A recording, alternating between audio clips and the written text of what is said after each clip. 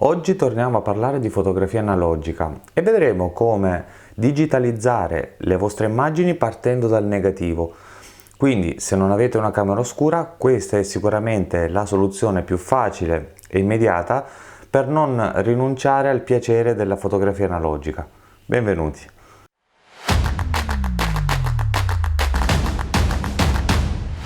Quello che vedremo in questo video saranno tutti i vari passaggi necessari per digitalizzare le vostre pellicole fotografiche grazie ad uno scanner specifico per fotografia. Quello che utilizzo io è un Epson Perfection V550 Photo. È uno scanner specifico per pellicole. Vi lascio anche il link in descrizione se volete darci un'occhiata. E oggi vedremo appunto come utilizzarlo e anche come utilizzare il software dedicato per ottenere il risultato migliore dalle vostre pellicole. I vantaggi della digitalizzazione delle immagini partendo dalla pellicola sono molteplici. Innanzitutto, se non avete una camera oscura, questa è sicuramente la soluzione migliore e più economica per ottenere comunque delle immagini partendo dalla pellicola senza appunto rinunciare al piacere della fotografia analogica. L'altro vantaggio è la possibilità di ottenere delle immagini di qualità sicuramente superiore partendo da una scansione dalla pellicola piuttosto che partire dalla scansione di fotografie già stampate, senza tenere conto che poi una immagine digitale vi permette anche di condividerla in internet, sul web e sui social network, quindi utilizzare questo strumento è sicuramente una scelta ottimale. Devo sottolineare però che questo video non è assolutamente sponsorizzato da Epson. Lo strumento che utilizzerò oggi io è quello che io posseggo e che utilizzo quotidianamente. E allora vi faccio vedere com'è fatto uno scanner tipo specifico per le pellicole e dopo vedremo anche il software dedicato con i vari passaggi da fare. Questo è lo scanner Epson Perfection V550 Photo che utilizzo io. Come vedete ci sono dei comandi rapidi qui sul fronte dello scanner che normalmente io non utilizzo. All'interno appare come un comunissimo scanner per documenti, per intenderci, ma la parte interessante è sicuramente il coperchio superiore dove, rimuovendo il pannello che viene normalmente utilizzato per la scansione di documenti o fotografie già stampate, è presente un secondo scanner, un secondo vetro specifico proprio per le pellicole. Questo scanner poi vi viene fornito di un telaio dove è possibile riporre le due frammenti di pellicola 35 mm più 4 diapositive e di un telaio per il medio formato 6x6. Adesso vedremo come posizionare una pellicola su questo telaio. Io ho preparato una pellicola 6x6 ecco, e quindi sollevando il telaio che mantiene poi la pellicola ferma, andremo a posizionare la parte lucida della pellicola nella parte rivolta verso il basso, quindi avremo la parte opaca rivolta verso l'alto. Seguendo la guida posizioniamo la pellicola, chiudiamo il coperchio in modo da tenerla ben bloccata e quindi adesso abbiamo la nostra pellicola posizionata nel telaio che andremo a riporre sul vetro dello scanner per procedere poi alla scansione delle immagini. Ok, dopo aver visto come è fatto uno scanner dedicato alle pellicole, vediamo i vari passaggi che faremo sul software. Io utilizzo il software Epson Scanner, che è quello compreso nello scanner che ho acquistato e che è comunque scaricabile gratuitamente dal sito di Epson. Allora, eccoci qua all'interno dell'applicazione Epson Scan, e la prima cosa che andremo a fare sarà scegliere la modalità, che come vedete sono diversi tipi, ma noi sceglieremo sempre il modo professionale. Allora, andiamo a selezionare il tipo di documento che dobbiamo andare a scansionare. Possiamo scegliere tra pellicola e opaco. Ovviamente noi sceglieremo pellicola, visto che siamo per fare la scansione di una pellicola. Opaco lo utilizzeremo per fare scansioni di foto già stampato, di documenti, eccetera. Scegliamo il tipo di pellicola. Anche qui potete vedere diverse possibilità. La pellicola positiva, che sarebbe quella per le diapositive, pellicola negativa a colori, pellicola negativa in bianco e nero. La nostra è una pellicola in bianco e nero, quindi scegliamo questa. Tipo di immagine, possiamo scegliere anche qui tra diverse possibilità. Vi consiglio, se state facendo una scansione di una pellicola in bianco e nero, di scegliere grigi a 16 bit. Se invece state facendo una scansione di una pellicola a colori, di selezionare colori 48 bit. Allora noi scegliamo grigi. Risoluzione, possiamo scegliere diverse tipologie di risoluzione in DPI. Io utilizzo sempre una risoluzione a 6400, anche se poi la possiamo ridurre successivamente quando andremo a utilizzare Photoshop o Lightroom.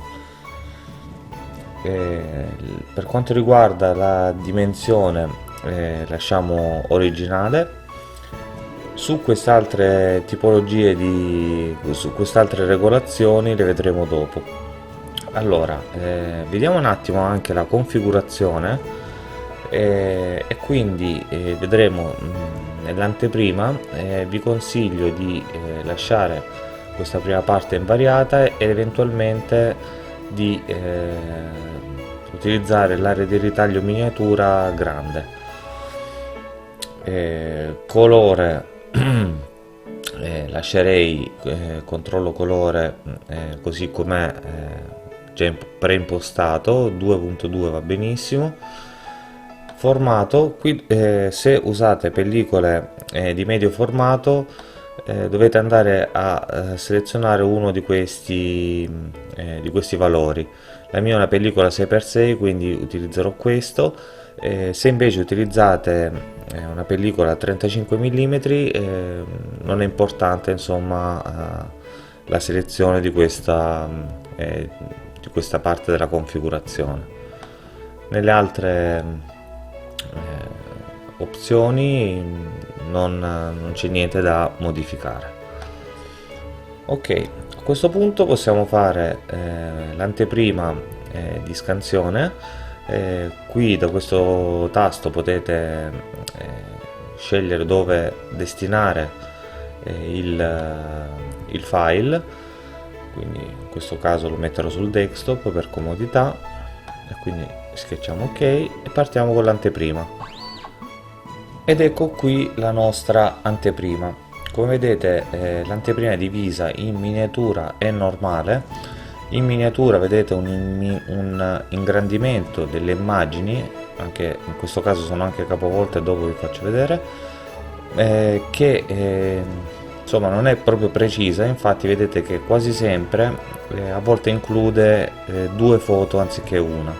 Quindi andremo su normale, dove vedete tutto il frammento di pellicola che stiamo cercando di scansionare, e capovolto, quindi lo ruotiamo in modo da vedere le immagini dritte, e a questo punto andiamo col cursore a selezionare immagine per immagine in questo modo qui.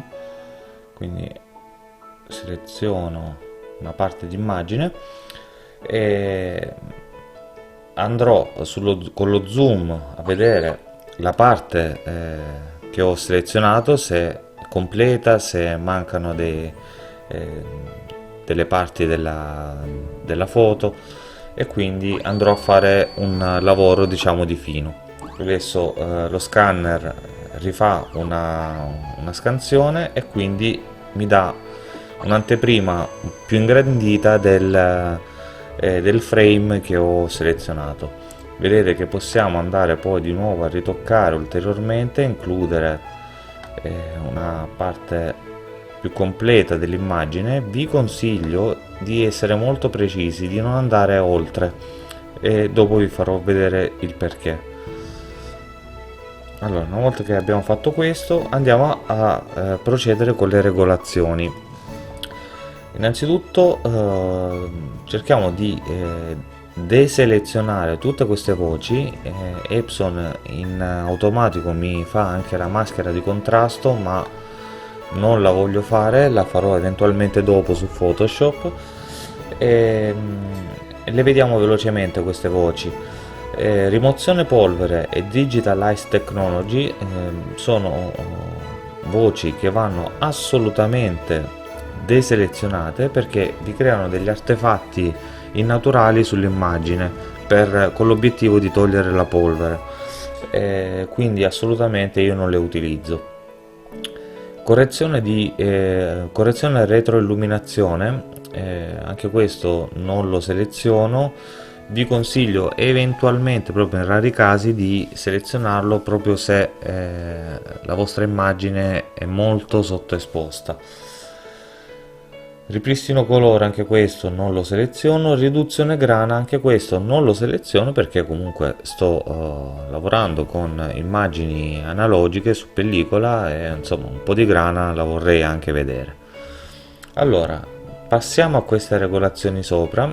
Anche qui Epson in automatico mi fa una esposizione automatica dell'immagine, la elimino schiacciando su ripristina, e eventualmente la farò anche questa dopo su Photoshop o Lightroom. Apriamo la regolazione istogrammi. Ecco, vedete, vi apre la curva dell'istogramma. Non so perché l'output è sempre regolato tra 18 e 209. Non c'è nessun motivo per il quale non possiamo portarlo da 0 a 255, quindi lo faremo ogni volta, insomma, in modo da lavorare su una gamma più ampia possibile. Allora, anche qui vedete, questo è l'istogramma dell'immagine. Vi dicevo di essere precisi con la regolazione, perché guardate cosa succede se non lo sono. Se io includo più nero dalla parte sopra e più bianco qua lateralmente, vedete come mi cambia anche qui l'istogramma. Vedete questi picchi, queste curve che ci sono qui? Questo è il nero che ho incluso, questo è il bianco che invece ho incluso lateralmente. Quindi riporto tutto all'interno dell'immagine. Ecco. E a questo punto anche qui i neri e i bianchi cercherò di farli rientrare all'interno insomma, della curva che ho della mia immagine. Epson magari vi dà cioè in automatico può spostare insomma anche le alte luci più all'interno, in modo da rendervi l'immagine più gradevole. In realtà a me questo non interessa, voglio che venga compreso tutta la parte del mio istogramma, e eventualmente poi farò le mie correzioni successivamente utilizzando gli altri software. Ok, adesso apriamo la correzione toni. Ecco, come vedete anche qui la curva che il programma vi dà è una curva un po' automatica. Io sceglierò sempre una curva lineare, in modo da poi gestirmi tutto quello che voglio successivamente con gli altri programmi di post produzione. Ok, una volta fatto tutto questo, passiamo all'acquisizione vera e propria dell'immagine, tenendo presente che rifarò gli stessi procedimenti per ogni frame della mia pellicola. Quindi ritornando indietro, riseleziono un'altra immagine, rifarò gli stessi passaggi, farò la stessa cosa anche con l'altra e così via. Dopo che avrò selezionato tutto,